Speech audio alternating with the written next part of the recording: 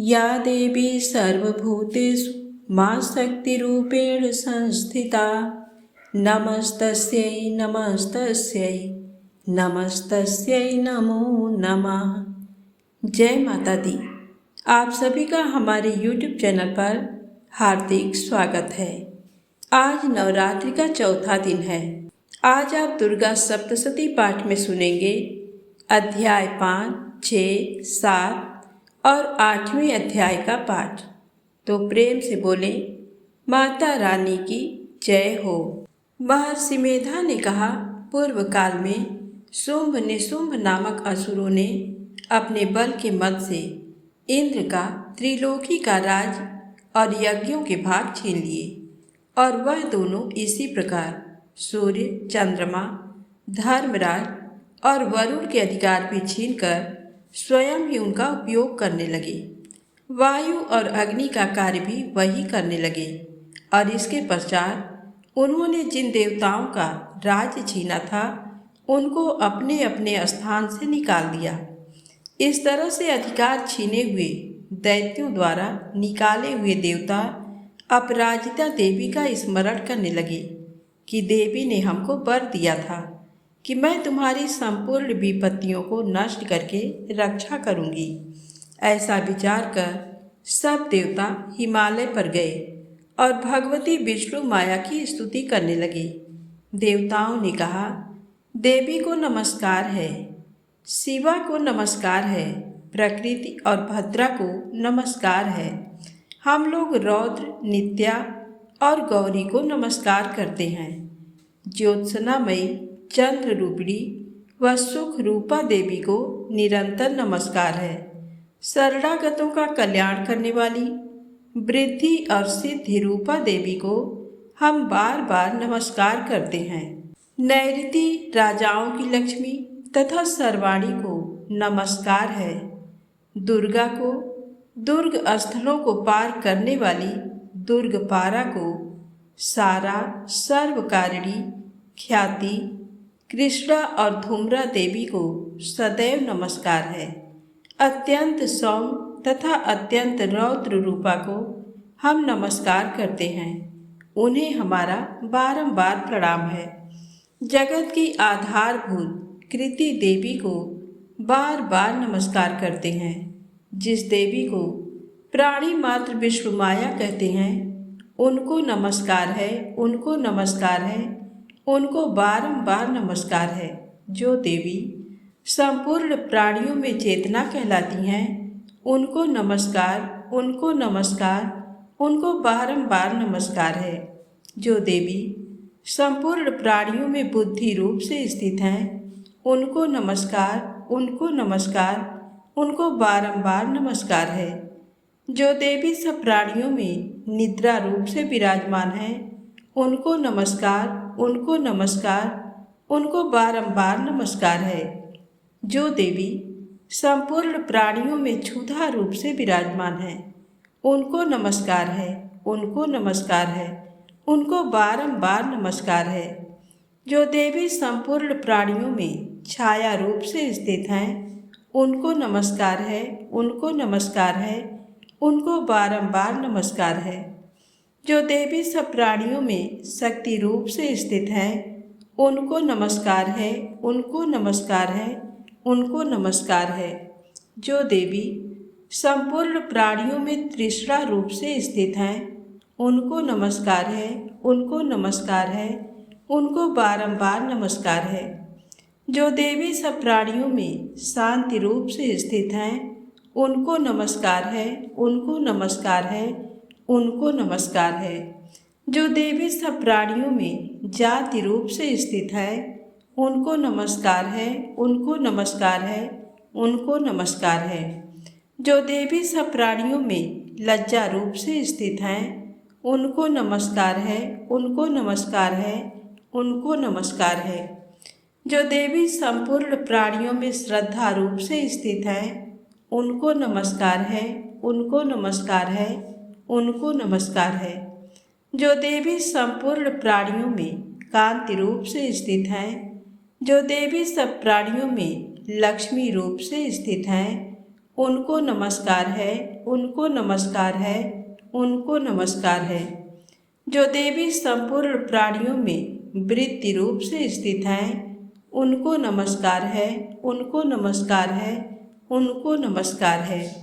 जो देवी सब प्राणियों में स्मृति रूप से विराजमान है, उनको नमस्कार है, उनको नमस्कार है, उनको नमस्कार है। जो देवी सब प्राणियों में दया रूप से स्थित हैं, उनको नमस्कार है, उनको नमस्कार है, उनको नमस्कार है। जो देवी सब प्राणियों में तुष्टि रूप से स्थित हैं, उनको नमस्कार है, उनको नमस्कार है, उनको नमस्कार है। जो देवी संपूर्ण प्राणियों में मातृ रूप से स्थित हैं, उनको नमस्कार है, उनको नमस्कार है, उनको नमस्कार है। जो देवी संपूर्ण प्राणियों में भ्रांति रूप से स्थित हैं, उनको नमस्कार है, उनको नमस्कार है, उनको नमस्कार है। जो देवी संपूर्ण प्राणियों में नित्य व्याप्त रहती हैं, उनको नमस्कार है, उनको नमस्कार है, उनको नमस्कार है।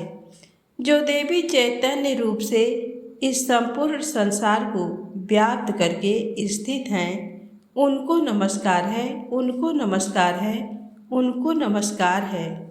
पूर्व काल में देवताओं ने अपने अभीष्ट फल पाने के लिए जिसकी स्तुति की है और देवराज इंद्र ने बहुत दिनों तक जिसका सेवन किया है, वह कल्याण की साधनभूता ईश्वरी हमारा कल्याण और मंगल करे तथा सारी विपत्तियों को नष्ट कर डाले। असुरों के सताए हुए हम संपूर्ण देवता उस परमेश्वरी को इस समय नमस्कार करते हैं तथा जो भक्तिपूर्वक स्मरण किए जाने पर तुरंत ही सब विपत्तियों को नष्ट कर देती हैं, वह जगदम्बा इस समय भी हमारा मंगल करके हमारी समस्त विपत्तियों को दूर करें। महर्षि मेधा ने कहा, हे राजन, इस प्रकार जब देवता स्तुति कर रहे थे तो उसी समय पार्वती देवी गंगा में स्नान करने के लिए आईं। तब उनके शरीर से प्रकट होकर शिवा देवी बोली, शुंभ दैत्य के द्वारा स्वर्ग से निकाले हुए और निशुंभ से हारे हुए ये देवता मेरी स्तुति कर रहे हैं। पार्वती के शरीर से अंबिका निकली थी, इसलिए उनको संपूर्ण लोक में कौशिकी कहते हैं। कौशिकी के प्रकट होने के पश्चात पार्वती देवी के शरीर का रंग काला हो गया और वह हिमालय पर रहने वाली कालिका देवी के नाम से प्रसिद्ध हुई। फिर शुंभ और निशुंभ के दूत चंड मुंड वहाँ आए और उन्होंने परम मनोहर रूप वाली अंबिका देवी को देखा। फिर वह शुंभ के पास जाकर बोले, महाराज, एक अत्यंत सुंदर स्त्री हिमालय को प्रकाशित कर रही है। वैसा रंग रूप आज तक हमने किसी स्त्री में नहीं देखा। हे असुरेश्वर, आप ये पता लगाएं कि वह कौन है और उसको ग्रहण कर लें। वह स्त्री स्त्रियों में रत्न है। वह अपनी कांति से 10 दिशाओं को प्रकाशित करती हुई वहाँ स्थित है, इसलिए आपका उसको देखना उचित है। हे प्रभो, तीनों लोकों के हाथी, घोड़े और मणि इत्यादि जितने रत्न हैं, वह सब इस समय आपके घर में शोभायमान हैं। हाथियों में रत्न रूप ऐरावत हाथी और उच्चैश्रवा नामक घोड़ा तो आप इंद्र से ले आए हैं। हंसों द्वारा जुता हुआ विमान जो कि ब्रह्मा जी के पास था, वह भी आपके पास है। और ये महापद्म नामक खजाना आपने कुबेर से छीना है। समुद्र ने आपको सदा खिले हुए फूलों की किंजलकिनी नामक माला दी है। वरुण का कंचन की वर्षा करने वाला छत्र आपके पास है। रथों में श्रेष्ठ प्रजापति का रथ भी आपके पास ही है। हे दैत्येंद्र, मृत्यु से उत्क्रांतिका नामक शक्ति भी आपने छीन ली है और वरुण का पास भी आपके भ्राता निशुंभ के अधिकार में है। और जो अग्नि में न जल सके ऐसे 2 वस्त्र भी अग्निदेव ने आपको दिए हैं। हे दैत्यराज, इस प्रकार सारी रत्न रूपी वस्तुएं आप संग्रह कर चुके हैं, तो फिर आप ये कल्याणकारी स्त्रियों में रत्न रूप अनुपम स्त्री आप क्यों नहीं ग्रहण करते? महर्षि मेधा बोले। चंडमुंड का ये वचन सुनकर शुंभ ने विचारा कि सुग्रीव को अपना दूत बनाकर देवी के पास भेजा जाए। प्रथम उसको सब कुछ समझा दिया और कहा कि वहाँ जाकर तुम उसको अच्छी तरह से समझाना और ऐसा उपाय करना जिससे वह प्रसन्न होकर तुरंत मेरे पास चली आए। भली प्रकार समझाकर कहना। दूत सुग्रीव पर्वत के उस रमणीय भाग में पहुंचा जहां देवी रहती थी। दूत ने कहा, हे देवी, दैत्यों का राजा शुंभ जो इस समय तीनों लोकों का स्वामी है, मैं उसका दूत हूँ और यहाँ तुम्हारे पास आया हूँ। संपूर्ण देवता उसकी आज्ञा एक स्वर से मानते हैं। अब उसने जो कहला भेजा है वह सुनो। उसने कहा है, इस समय संपूर्ण त्रिलोकी मेरे बस में है और संपूर्ण यज्ञों के भाग को पृथक पृथक मैं ही लेता हूँ और तीनों लोकों में जितने श्रेष्ठ रत्न हैं वह सब मेरे पास है। देवराज इंद्र का वाहन ऐरावत मेरे पास है जो मैंने छीन लिया है। उच्च श्रवा नामक घोड़ा जो क्षीरसागर मंथन करने से प्रकट हुआ था उसे देवताओं ने मुझे समर्पित किया है। हे सुंदरी, इनके अतिरिक्त और भी जो रत्न भूषण पदार्थ देवताओं के पास थे वह सब मेरे पास है। हे देवी, मैं तुम्हें संसार की स्त्रियों में रत्न मानता हूँ क्योंकि रत्नों का उपभोग करने वाला मैं ही हूँ। हे चंचल कटाक्षों वाली सुंदरी, अब ये मैं तुझ पर छोड़ता हूँ कि तू मेरे या मेरे भाई महापराक्रमी निशुंभ की सेवा में आ जाए। यदि तू मुझे बरेगी तो तुझे अतुल महान ऐश्वर्य की प्राप्ति होगी। अतः तुम अपनी बुद्धि से ये विचार कर मेरे पास चली आओ। महर्षि मेधा ने कहा। दूत के ऐसा कहने पर संपूर्ण जगत का कल्याण करने वाली भगवती दुर्गा मन ही मन मुस्कुराई और इस प्रकार कहने लगी। देवी ने कहा, हे दूत, तू जो कुछ कह रहा है वह सत्य है और इसमें किंचित मात्र भी झूठ नहीं है। शुंभ इस समय तीनों लोकों का स्वामी है और निशुंभ भी उसी की तरह पराक्रमी है, किंतु इसके संबंध में मैं जो प्रतिज्ञा कर चुकी हूँ उसे मैं कैसे झुठला सकती हूँ। अतः तू मैंने जो प्रतिज्ञा की है उसे सुन। जो मुझे युद्ध में जीत लेगा और मेरे अभिमान को खंडित करेगा तथा बल में मेरे समान होगा वही मेरा स्वामी होगा।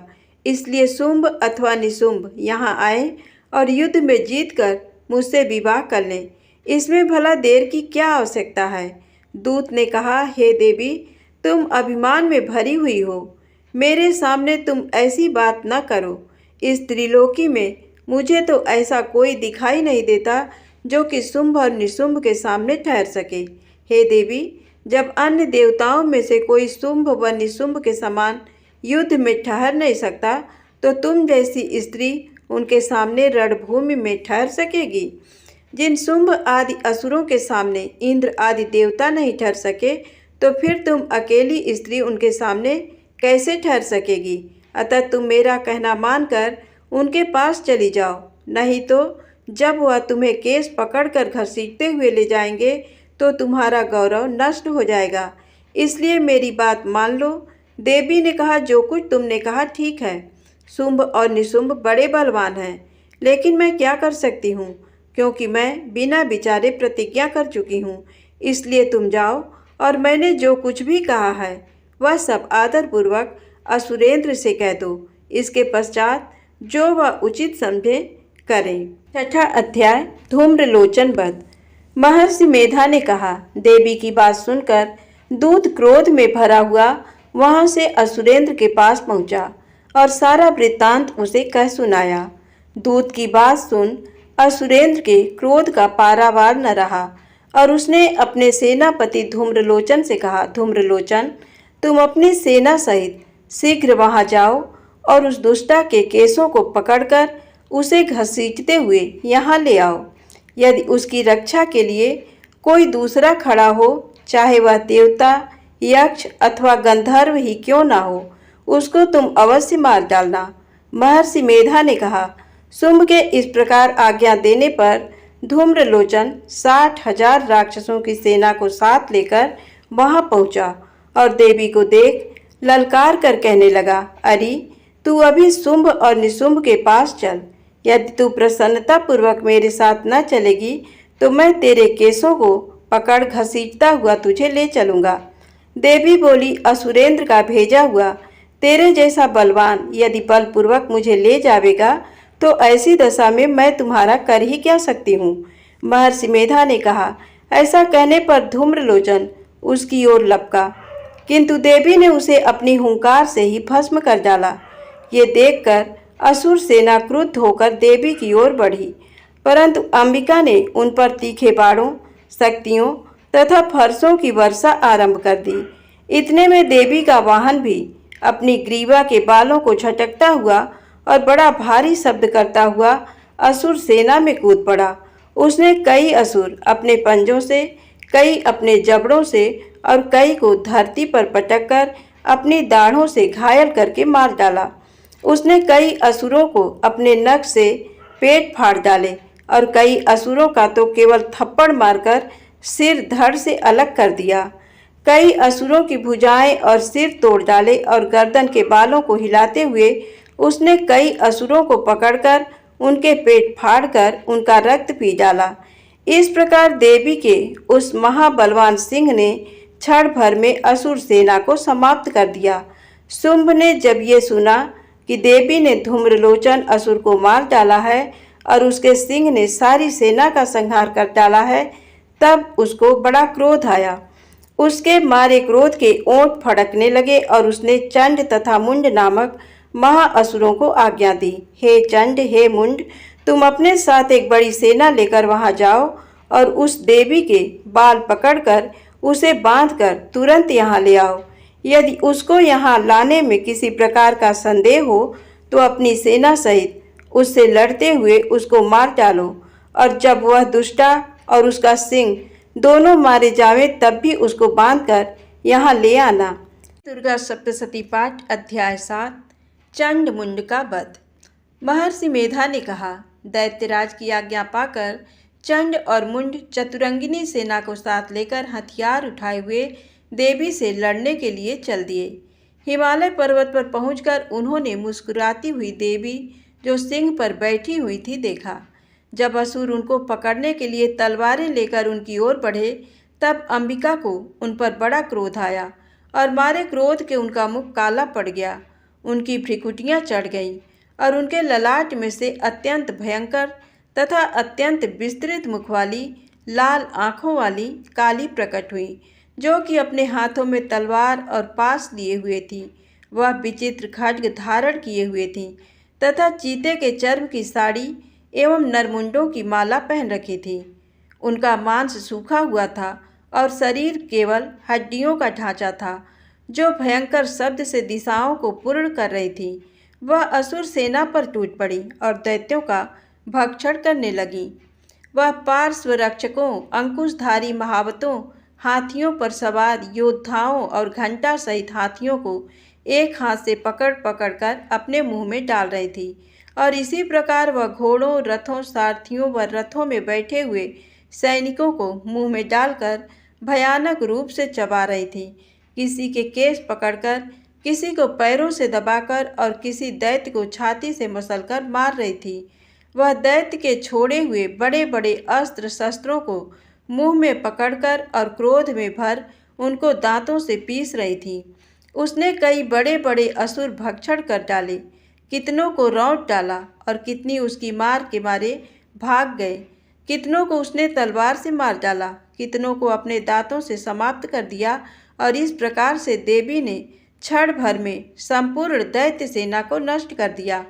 ये देख महापराक्रमी चंड काली देवी की ओर लपका और मुंड ने भी देवी पर अपने भयानक बाणों की वर्षा आरंभ कर दी और अपने हजारों चक्र उस पर छोड़े। उस समय वह चमकते हुए बाण व चक्र देवी के मुख में प्रविष्ट हुए इस प्रकार दिख रहे थे जैसे मानो बहुत से सूर्य मेघों की घटा में प्रविष्ट हो रहे हों। इसके पश्चात भयंकर शब्द के साथ काली ने अत्यंत जोश में भरकर विकट अट्टहास किया। उसका भयंकर मुख देखा नहीं जाता था। उनके मुख में श्वेत दांतों की पंक्ति चमक रही थी। फिर उसने तलवार हाथ में लेकर हुम शब्द कहकर चंड के ऊपर आक्रमण किया और उसके केस पकड़कर उसका सिर काटकर अलग कर दिया। चंड को मरा हुआ देखकर मुंड देवी की ओर लपका, परंतु देवी ने क्रोध में भरे उसे भी अपनी तलवार से यमलोक पहुंचा दिया। चंड और मुंड को मरा हुआ देखकर उसकी बाकी बची हुई सेना वहां से भाग गई। इसके पश्चात काली चंड और मुंड के कटे हुए सिरों को लेकर चंडिका के पास गईं और प्रचंड अट्टहास के साथ कहने लगी, हे देवी, चंड और मुंड दो महादैत्यों को मारकर तुम्हें भेंट कर दिया है। अब शुंभ और निशुंभ का तुमको स्वयंवध करना है। महर्षि मेधा ने कहा। वहां लाए हुए चंड और मुंड के सिरों को देखकर कल्याणकारी चंडी ने काली से मधुर वाणी में कहा, हे देवी, तुम चूंकि चंड और मुंड को मेरे पास लेकर आई हो, अतः संसार में चामुंडा के नाम से तुम्हारी ख्याति होगी। श्री दुर्गा सप्तशती 8वां अध्याय। रक्त बीज वध। महर्षि मेधा ने कहा, चंड और मुंड नामक असुरों के मारे जाने से और बहुत सी सेना के नष्ट हो जाने से असुरों के राजा प्रतापी शंभु ने क्रोध युक्त होकर अपनी संपूर्ण सेना को युद्ध के लिए तैयार होने की आज्ञा दी। उसने कहा, अब उदायुध नामक 86 असुर सेनापति अपनी सेनाओं के साथ युद्ध के लिए जाएं और कंबु नामक 84 सेनापति भी युद्ध के लिए जाएं और कोटिवीर नामक 50 सेनापति और धौम्रकुल नाम के 100 सेनापति प्रस्थान करें। कालक, दौहिर्द, मौर्य और काल के वह दैत्य भी मेरी आज्ञा से सजकर युद्ध के लिए कूच करें। भयानक शासन करने वाला असुरों का स्वामी शुंभ इस प्रकार आज्ञा देकर बहुत बड़ी सेना के साथ युद्ध के लिए चला। उसकी सेना को अपनी ओर आता देखकर चंडिका ने अपनी धनुष की टंकार से पृथ्वी और आकाश के बीच का भाग गुंजा दिया। हे राजन, इसके पश्चात देवी के सिंह ने दहाड़ना आरंभ कर दिया और अंबिका के घंटे के शब्दों ने उस ध्वनि को और भी बढ़ा दिया। धनुष की टंकार, शेर की दहाड़ और घंटे के शब्द से पृथ्वी और आकाश के बीच का भाग गूंज उठा और इसके साथ ही देवी ने अपने मुख को और भी भयानक बना लिया।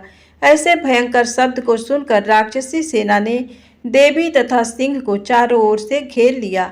हे राजन, उस समय दैत्यों के नाश के लिए और देवताओं के हित के लिए ब्रह्मा, शिव, कार्तिकेय, विष्णु तथा इंद्र आदि देवों की शक्तियां जो अत्यंत पराक्रम और बल से संपन्न थीं, उनके शरीर से निकलकर उसी रूप में चंडिका देवी के पास गईं।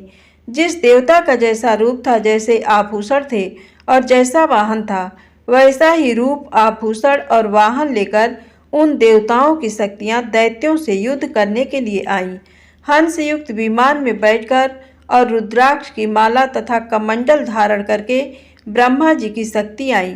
वृषभ पर सवार होकर हाथ में त्रिशूल लेकर, महानाग का कंकड़ पहनकर और चंद्र रेखा से भूषित होकर भगवान शंकर की शक्ति महेश्वरी आई और मोर पर आरूढ़ होकर हाथ में शक्ति लिए दैत्यों से युद्ध करने के लिए कार्तिकेय जी की शक्ति उन्हीं का रूप धारण करके आई।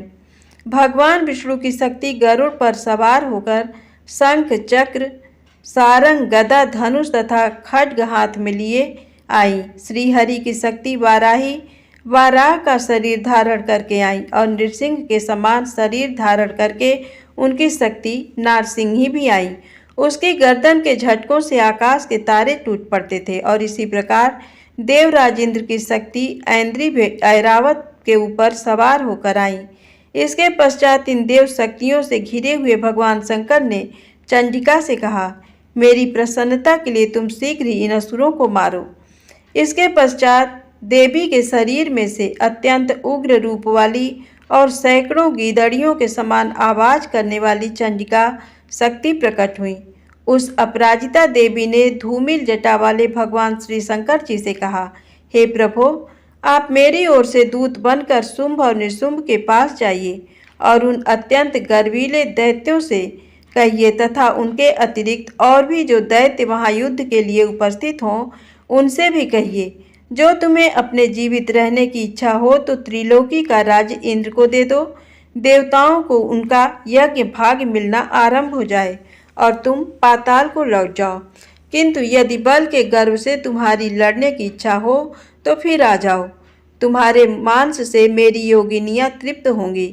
चूँकि उस देवी ने भगवान शंकर को दूत के कार्य में नियुक्त किया था, इसलिए वह संसार में शिवदूती के नाम से विख्यात हुई।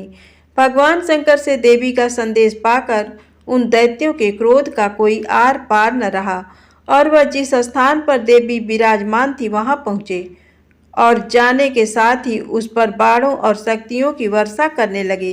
देवी ने उनके फेंके हुए बाणों, शक्तियों, त्रिशूलों और फरसों को अपने बाणों से काट डाला और काली देवी उस देवी के साथ आगे खड़ी होकर शत्रुओं को त्रिशूल से विदीर्ण करने लगी और खटवांग से कुचलने लगी।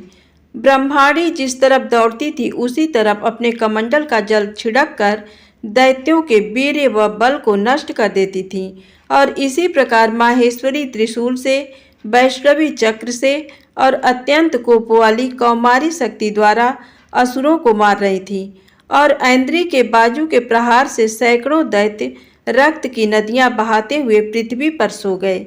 वाराही ने कितने ही राक्षसों को अपनी थूथन द्वारा मृत्यु के घाट उतार दिया। दाढ़ों के अग्रभाग से कितने ही राक्षसों की छाती को चीर डाला और चक्र की चोट से कितनों ही को विदीर्ण करके धरती पर डाल दिया। बड़े बड़े राक्षसों को नारसिंही अपने नखों से विदीर्ण करके भक्षण कर रही थी और सिंहनाद से चारों दिशाओं को गुंजाती हुई रणभूमि में विचर रही थी। शिवदूती के प्रचंड अट्टहास से कितने ही दैत्य भयभीत होकर पृथ्वी पर गिर पड़े और उनके गिरते ही वह उनको भक्षण कर गईं। इस तरह क्रोध में भरे हुए मातृगणों द्वारा नाना प्रकार के उपायों से बड़े बड़े असुरों को मरते हुए देखकर राक्षसी सेना भाग खड़ी हुई और उनको इस प्रकार भागता देखकर रक्तबीज नामक महापराक्रमी राक्षस क्रोध में भरकर युद्ध के लिए आगे बढ़ा। उसके शरीर से रक्त की बूंदें पृथ्वी पर जैसे ही गिरती थी, तुरंत वैसे ही शरीर वाला तथा वैसा ही बलवान दैत्य पृथ्वी से उत्पन्न हो जाता था। रक्तबीज गदा हाथ में लेकर ऐन्द्री के साथ युद्ध करने लगा। जब ऐन्द्री शक्ति ने अपने वज्र से उसको मारा तो घायल होने के कारण उसके शरीर से बहुत सा रक्त बहने लगा और उसकी प्रत्येक बूंद से उसके समान ही बलवान तथा महापराक्रमी अनेकों दैत्य भयंकर रूप से प्रकट हो गए। वह सबके सब दैत्य बीज के समान ही बलवान तेज वाले थे। वह भी भयंकर अस्त्र शस्त्र लेकर देवियों के साथ लड़ने लगे। जब ऐन्द्री के वज्र प्रहार से उसके मस्तक पर चोट लगी और रक्त बहने लगा तो उसमें से हजारों ही पुरुष उत्पन्न हो गए। वैष्णवी ने चक्र से और ऐन्द्री ने गदा से रक्तबीज को चोट पहुंचाई और वैष्णवी के चक्र से घायल होने पर उसके शरीर से जो रक्त बहा उससे हजारों महाअसुर उत्पन्न हुए, जिनके द्वारा ये जगत व्याप्त हो गया। कौमारी ने शक्ति से, वाराही ने खड्ग से और माहेश्वरी ने त्रिशूल से उसको घायल किया। इस प्रकार क्रोध में भरकर उस महादैत्य ने सब मातृ शक्तियों पर पृथक पृथक गदा से प्रहार किया और माताओं ने शक्ति तथा शूल इत्यादि से उसको बार बार घायल किया। उससे सैकड़ों महादैत्य उत्पन्न हुए और इस प्रकार उस रक्त बीज के रुधिर से उत्पन्न हुए असुरों से संपूर्ण जगत व्याप्त हो गया, जिससे देवताओं को भय हुआ। देवताओं को भयभीत देखकर चंडिका ने काली से कहा, हे चामुंडे, अपने मुख को बड़ा करो और मेरे शस्त्र घात से उत्पन्न हुए रक्त बिंदुओं तथा रक्त बिंदुओं से उत्पन्न हुए महाअसुरों को तुम अपने इस मुख से भक्षण करती जाओ। इस प्रकार रक्त बिंदुओं से उत्पन्न हुए महादैत्यों को भक्षण करती हुई तुम रणभूमि में विचरो। इस प्रकार रक्त क्षीण होने से ये दैत्य नष्ट हो जाएगा। तुम्हारे भक्षण करने के कारण अन्य दैत्य नहीं होंगे। काली से इस प्रकार कहकर चंडिका देवी ने रक्त बीज पर अपने त्रिशूल से प्रहार किया और काली देवी ने अपने मुख में उसका रक्त ले लिया। तब उसने गदा से चंडिका पर प्रहार किया।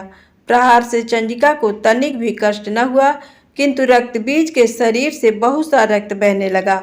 लेकिन उसके गिरने के साथ ही काली ने उसको अपने मुख में ले लिया। काली के मुख में उस रक्त से जो असुर उत्पन्न हुए उनको उसने भक्षण कर लिया और रक्त को पीती गई। तदनंतर देवी ने रक्त बीज को, जिसका कि खून काली ने पिया था, चंडिका ने उस दैत्य को वज्र, बाण, खड्ग तथा रिष्टि इत्यादि से मार डाला। हे राजन, अनेक प्रकार के शस्त्रों से मारा हुआ और खून से वंचित वह महादैत्य रक्त बीज पृथ्वी पर गिर पड़ा। हे राजन, उसके गिरने से देवता अत्यंत प्रसन्न हुए और माताएं उन असुरों का रक्त पीने के पश्चात उद्धत होकर नृत्य करने लगीं। प्रेम से बोले, माता रानी की जय हो।